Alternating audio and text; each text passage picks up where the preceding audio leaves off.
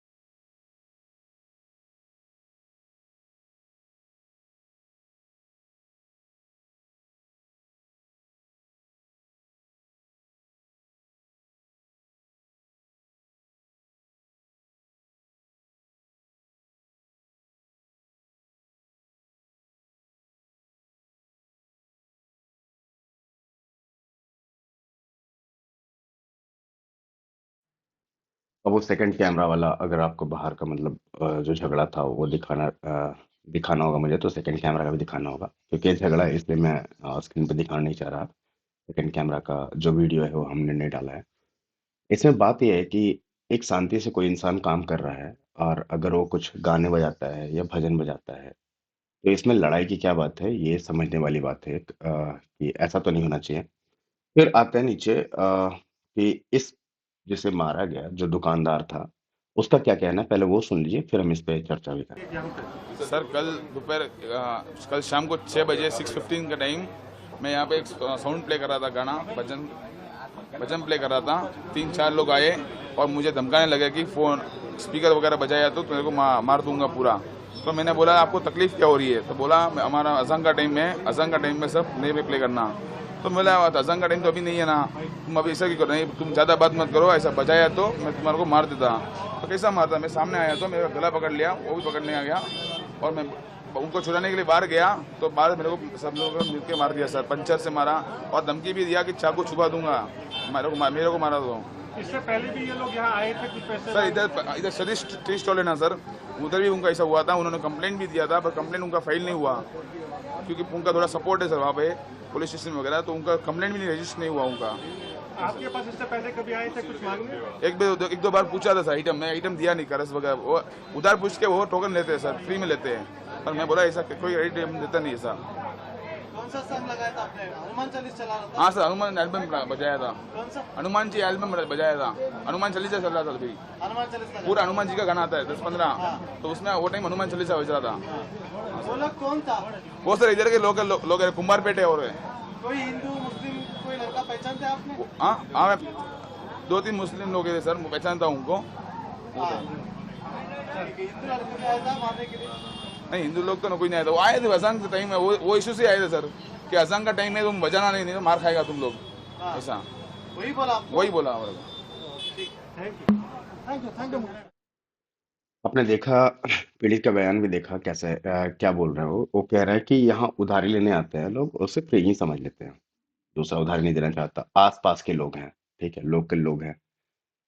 तो जो कश्मीर में हुआ था, जो लोगों ने एक नैरेटिव बनाना शुरू कर दिया था कि नहीं नहीं, आसपास जो बचपन से आपके साथ रहे, कश्मीर में भी वो पास वाले पड़ोस वाले लोग ने ही मारना शुरू करा था, एक्सोडस जो हुआ था कश्मीरी पंडितों का।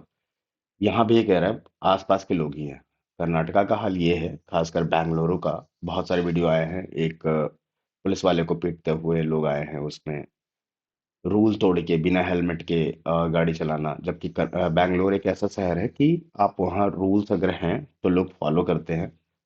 एक ऐसा इतनी भीड़ वाली जगह है जहाँ हॉर्न आपको बहुत कम सुनाई देता है, क्योंकि लोग बाहर से माइग्रेट हुए हैं, वहाँ वहाँ बाहर के लोग ज़्यादा हैं, और ज़्यादातर जो पॉपुलेशन है वो पढ़े लिखे लोग हैं। उन्हें पता है कि हाँ, हॉन्क नहीं करना चाहिए, हॉर्न बिना मतलब नहीं बजाना चाहिए, शोर शराबा उतना नहीं करना चाहिए। ट्रैफिक बहुत ज़्यादा होती है, आपने जोक्स में, स्टैंड अप कॉमेडी में, इन सब में सुना होगा कि बैंगलोर की ट्रैफिक ऐसी है कि एयरपोर्ट से घर आते आते आप एक स्टार्टअप का आइडिया सोच सकते हो और घर आके उस स्टार्टअप के आइडिया पे काम भी कर सकते हो, ऐसे जोक्स आते हैं। मेरा कहना ये है कि जब ये बंदा जो पीड़ित है वो कह रहा है कि अगर मैं पुलिस के पास जाता हूँ तो कंप्लेन भी नहीं लिखता। अरे पहला नहीं है, अभी हाल फिलहाल में एक 3 लोग थे, ऑटो में बैठे हुए थे, उन्होंने कुछ कहा या नहीं कहा, बात कर रहे थे आपस में, ऑटो वाले ने उन्हें मारा भी, ठीक है, जहाँ उन्हें ड्रॉप करना था, उसके बाद उन्हें पीटा भी। पुलिस आई, पुलिस को बोला कि सर ऐसा ऐसा हुआ है, पुलिस के पास गए तो उन पुलिस ने कहा कि नहीं नहीं, आप इनसे मत लड़ो, ये इनका सर्कल नेटवर्क बहुत बड़ा होता है तो इनसे मत लड़ो। पुलिस का काम ये नहीं होता, पुलिस का काम होता है कि आप उसके ऊपर एक्शन लो, उसको जो काम करना है। लेकिन बात वही है कि सरकार किसकी है, कैसा सपोर्ट, कैसा लॉ एंड ऑर्डर सिस्टम है वहाँ, क्या सरकार जो पुलिस है, जो सुरक्षा कर्मी है वहाँ, उन्हें कमजोर उनके हाथ बांध के रखती है, क्योंकि आप यूपी में अगर ऐसा कुछ करोगे आप नहीं बचोगे, ठीक है, पुलिस आपको तुरंत 2 मिनट में बता देगी क्या है। अगर आप यही चीज कर रहे हो कहीं और, जहाँ, अगर ऐसे हम देखें पॉलिटिकली कि बीजेपी शासित अगर कोई जगह है, ठीक है, कोई स्टेट है, अगर वहां आप ऐसा कुछ करते हो तो आपको कानूनन तरीके से जाना पड़ेगा। लेकिन राहुल गांधी के अकॉर्डिंग, जहाँ पे मोहब्बत की दुकान चल रही है अभी पूरे देश में, जहाँ जहाँ भी मोहब्बत की दुकान है वहाँ वहाँ आपको मोहब्बतें दिख रही होंगी, अलग अलग तरीके से, अलग अलग वीडियो से, अलग अलग ट्विटर पोस्ट से, अलग अलग न्यूज चैनल के जरिए आपको दिख रही होगी वो सारी मोहब्बत की दुकान कैसे चलती है, कैसे चलाए जाते हैं। उस मोहब्बत की दुकान में कौन दुकानदार है और कौन खरीदार है, आपको समझ में आ रहा होगा। कोई शांति से कोई काम कर रहा। अब ऐसा ही चीज एक अगर हम यहाँ देखें कि एक ऐसा ही चीज 2022 के आसपास महाराष्ट्र में एक ऑर्डर पारित हुआ था, ऑर्डर दिया गया था महाराष्ट्र में। परमिशन, जो भी हनुमान चालीसा है, कुछ भी आप मंदिर के ऊपर प्ले करते हो, कुछ भी है तो उसको 15 मिनट पहले और बाद में नमाज के पहले ऐसा प्ले नहीं कर सकते, उसके बाद ही प्ले कर सकते हो। 15 मिनट पहले तक प्ले करो, नमाज हो गई उसके 15 मिनट पहले तक के अगर आप प्ले कर रहे हो तो प्ले पॉज कर दो, बंद कर दो। नमाज हो गई उसके 15 मिनट बाद तक के कुछ नहीं बजेगा, उसके बाद से तुम आप स्टार्ट कर सकते हो। और 100 मीटर के आसपास अगर कोई मॉस्क है तो वहां पे आप वो नहीं कर सकते, प्ले नहीं कर सकते अगर आप भजन सुन रहे हो कुछ भी है तो। और ये 2022 की कहानी बता रहा हूँ, चाहे सरकार जिसकी भी थी उस समय, ऐसे तो मुझे लगता है कि बीजेपी आ चुकी थी तब तक के, एक नाथ शिंदे और देवेंद्र फडणवीस ने मिलकर सरकार बना लिया था वहाँ। तो उस समय भी एक ऐसा नासिक दीपक पांडे हैं नासिक के, तो उन्होंने ऐसा बताया था कि अगर ऐसा कुछ करोगे तो ये गैर कानूनी होगा, वो आपको जेल वेल जाना होगा, जो भी कानूनी कार्रवाई है वो आप पे होगी।